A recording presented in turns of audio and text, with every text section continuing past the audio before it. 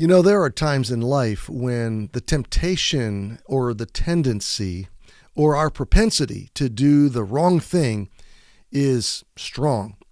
And sometimes that's when we're being treated unjustly, when things aren't going our way, or when somebody comes against us, or when something is not fair.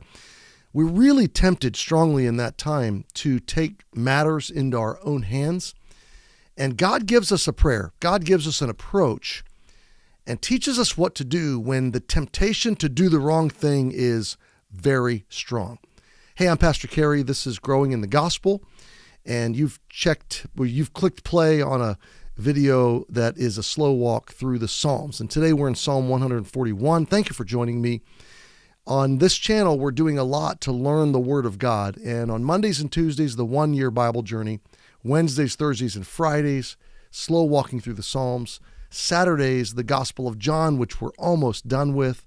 And on Sundays, Healthy Church. What are the 10 dynamics that sustain a healthy, a thriving, a flourishing kingdom community? So let's press into Psalm 141. We introduced this psalm yesterday in the video, a psalm of David. We talked about the first two verses. Lord, I cry unto thee, make haste, haste unto me, give ear unto my voice. When I cry unto thee, let my prayer be set forth before thee as incense, and the lifting up of my hands as the evening sacrifice. We talked about that yesterday, but just the sense there that I can go to God with urgent prayers. David is saying, Lord, I need you now. Hurry and hear me. God recognizes our voice. The thing I didn't bring out yesterday that's jumping out at me right now is, as I'm speaking, is the connection to the incense and the sacrifice is the temple, the presence, the temple presence of God. And my point here is that David had a really remarkable understanding of a New Testament gospel perspective, because David believes he can go into the presence of God like that incense does in the holy place, in the Holy of Holies. And he believes that God will receive his prayer like he receives the evening sacrifice that's presented every evening by the priests in the temple grounds. So pretty cool that David had a sense that he could go into the presence of God. And we can too, obviously, through Jesus, through the work that Jesus did on the cross. So today we're going to talk about how God keeps us from big regrets. David's coming to God in a moment where there's enemies. He's vulnerable. There's risk. Someone wants him dead. Someone is laying traps for him. Maybe this is Saul. Maybe this is later in his life, his son. Maybe it is Absalom is who I'm thinking of. Maybe it is others during his kingdom reign that were coming against him or plotting against him. The political dynamics are complex when you're reigning as a king. There's always enemies. So David is coming before God, and he's going to pray for protection. He's going to pray for preservation later in the psalm. But I want you to catch his first prayer, okay? So everything up to this point is, Lord, hear me. I'm about to pray. Lord, let my prayer come into your presence. Listen to me urgently. There's an urgency to this. There's emotion. There's anxiety. There's immediate need behind it. But look at his first passion, his first plea is not get me out of my trouble or take care of my enemies or fix my problems. He says basically, God, don't let me do the wrong thing right now. Man, what a prayer. God, don't let me do the wrong thing. Set a watch, O Lord, before my mouth. Keep the door of my lips. You know, James says that the tongue no man can tame. That it is set on the fire of hell, and it kindles up great fires from little matters. Our tongue, oh, the words I wish I could take back in my lifetime. Set a watch, O Lord, before my mouth. Keep the door of my lips. No man can tame the tongue, but God can tame the tongue. And when you surrender your lips, when you surrender your tongue, your mouth to the Lord, what a prayer. God, set a watch. Guard my mouth. Guard my words. Control my lips. God, help me not to say the wrong thing. See, David's tempted right now to take matters into his own hands, and the temptation is strong to do the wrong thing. David is on the verge of some big regrets. How many times has your tongue, has your mouth gotten you in trouble? Man, if I had $1 for every time, I'd be a wealthy man. Set a watch, O Lord, before my mouth. God, I'm surrendering my words, my mouth, my ability to speak to you. Shut my mouth when it needs to be shut. Be a guard. Keep the door. Let me say only what you would want me to say. Verse 4, incline not my heart to any evil thing. Lord, when I would imagine or lean to or react or respond the wrong way, now he's talking about his decisional being, okay, his inner being, his inner man. Mind, will, and emotions, that's your heart, your internal component, your inner man, your soul, your mind, your thought processes, your emotions, your feelings, and then your will, your choice, your decisional capacities, your will to act.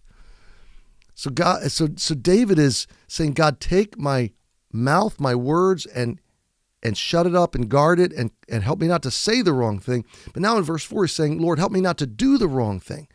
Lord, help my heart to lean away from evil, not to lean towards it, not to do or want to do or desire. Help my thought flow not lead me to the wrong thing. So I don't want to think my way. I don't want to speak my way into trouble. I don't want to feel or think my way, my heart, into trouble. Look at the next part of the verse. To practice wicked works with men that work iniquity. I don't want to walk my way into trouble. I don't want to choose companions that will take me down the wrong path. I don't want to be around influences that are going to tempt me to do the wrong thing. I don't want to engage in any practices that would be the wrong response to what's going on in my life right now. What a prayer. A passionate, urgent plea of a man apparently facing some temptation to react. And instead of react, he wants to respond, and he responds in prayer, and he responds with an urgent plea. God, I don't want to speak my way into trouble. I don't want to feel or think or reason my way into trouble or will my way into trouble. And I don't want to act or walk my way into trouble. I don't want a friendship, influence, companion my way into trouble. Keep me from practicing wicked works with men that work iniquity. There are people who are given to doing destructive things, okay? Their whole life is about walking the edge. And if you're not careful, they will be available to be your companions at the most vulnerable and risky of times. And a prayer like this, a psalm like this, is our weapon of protection. It's our defense mechanism. God, set a watch. Keep me, guard me, watch my heart, watch my steps, guard me from the wrong kinds of influences. Let me not eat of their dainties. That's the end of verse 4. God, I don't want to partake in any of their delicacies, in any of their sin, in any of their wickedness, in any of their good-tasting, pleasurable things, okay? Sin has pleasure for a season. Sin is fun for the moment, and then it's our undoing. So, God, don't let me taste. Don't let me eat. Don't let me be with them. Don't let me... Look at the progression. Speaking, okay? We speak our way often into thinking and feeling and reasoning and deciding. We talk ourselves into feeling and thinking and willing the wrong things, and then we find people that are kind of feeling the same way we are, and we get into it with them, commiserate, empathize, and then we're drawn into their practices, their dainties, their delicacies, their sin. Pretty soon, before you know it, we're far from where God wanted us to be. We're doing things that we're undoing our lives, and we're filling our lives with regrets, and we're filling our story with future regrets. And it's so easy to get away from God in times where life has turned against us. So David knows that he's in a vulnerable moment. He's in a moment where his decisions, his feelings, his thoughts, his internal world, his words, his own words could entrap him. And so before he says, God, solve my problem, deal with my enemies, get me out of trouble, before he goes into any of that, he says, Lord, guard my mouth, help me choose my words carefully. Guard my heart, incline my heart away from evil things. Guard my works and my walk. I don't want to do any of the wrong things, and I don't want to walk with people that are going to tempt me to do the wrong thing. And I don't want to participate or engage in sin, in the temporary pleasures of sin that will only build up big regrets in my life. So here's the takeaway for today, and we're done for today. God can keep you from your biggest regrets in your times of your greatest temptation. And so I implore you, I compel you, I challenge myself. Let us pray this prayer in our seasons, in our moments, in our times of temptation. God, I don't want to say the wrong thing. I don't want to think the wrong thing. I don't want to feel the wrong thing. I don't want to do the wrong thing, and I don't want to hang out with the wrong people. So God, protect me. Set a watch. I surrender myself to you. You're guarding me.